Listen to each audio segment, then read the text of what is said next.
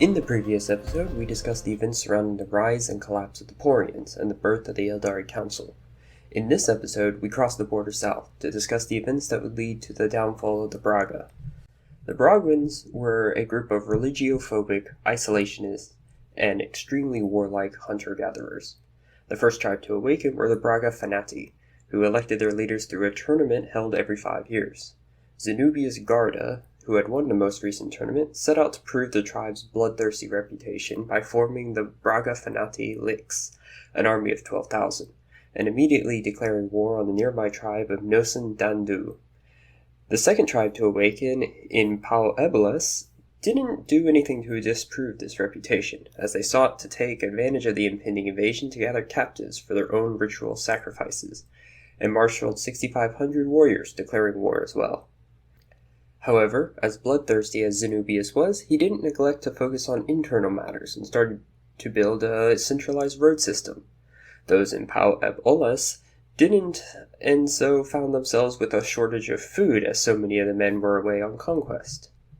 Separately, rumors of a great prophet being born in the tribe of Kurou Fanati started to circulate, but ultimately came to no fruition, as did a raid on Brahga by some of the Pau people. However, large-scale raids by Brahga into Kurou, Isnad, and Luna Pico would increase conflict between them. The invasion went off without a hitch, as those of Nosen couldn't withstand the might of two tribes and the lands were split between them. Buoyed by this success, Dong, the leader of Pau Ebeles, launched a surprise invasion of Luna Pico to the west. This resulted in Kurosone, Gahakai, and Pahepu being called in. However, just as Dong was preparing for a large battle, reports reached him that Zenubius had a similar idea, but instead choosing to invade Pau Ebeles itself.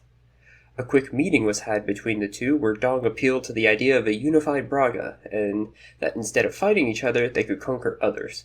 Zenubius agreed, and the true Brahguan Imperium was formed.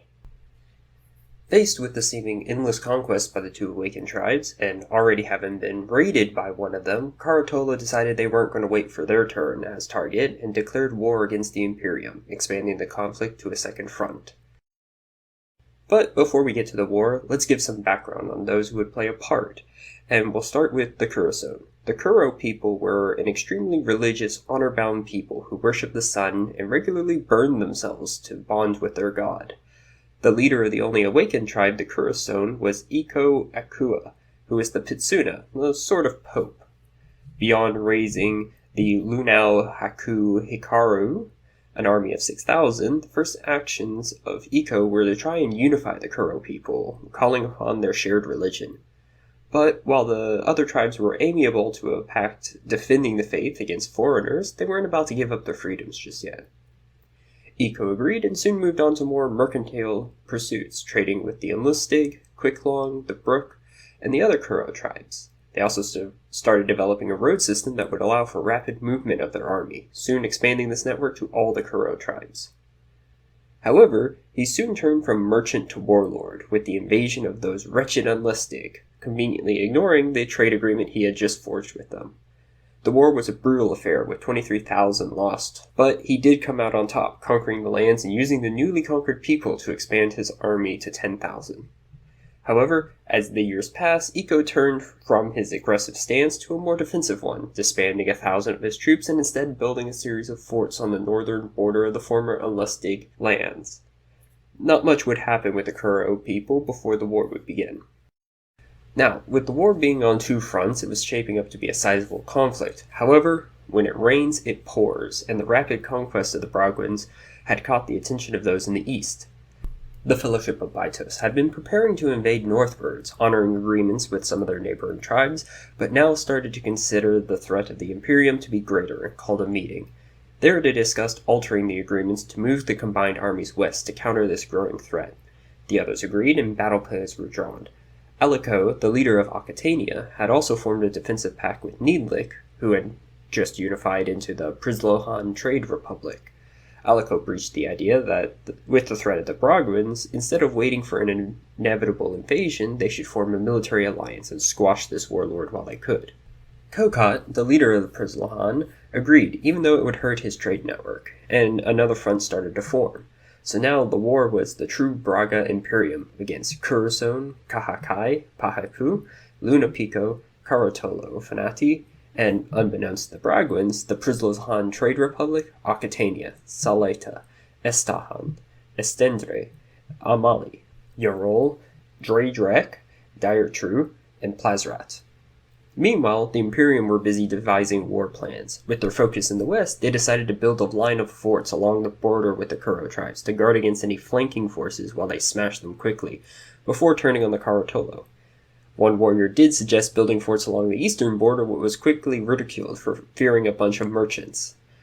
Kurosone, in a move that seemed to leave their allies in the lurch, started to build a line of forts along their own border. Meanwhile, Kokad welcomed the Fellowship troops into their capital, and the other Amali tribes had decided to join after an appeal by Amali. The Prahagamisius on both sides started to raise militias to fight in the war, with 12,500 raised in Brahga and 19,500 in Karotolo. The two forces faced off while the Brahguan army marched on Lunapico, quickly shattering their forces. However, they were soon forced to turn back as the Crusaders from the east had arrived. The militia tried to stall them, but accomplished very little as they swarmed over the nation, crushing the Brahguan army and ending the war in one swift stroke. Now, the result of this war were that the lands of the Imperium were split between Karotolo, Prislohan, the Kurou, and the newly formed Baitosian enclaves, as a number of the Crusaders decided to settle there instead of returning home. Zenubius had survived, along with some of his loyal warriors, and fled north to the fort people, who accepted them and allowed them to build a fort on their lands. In the east, Aquitania had formed an agreement with the other tribes to form a confederation in exchange for military support.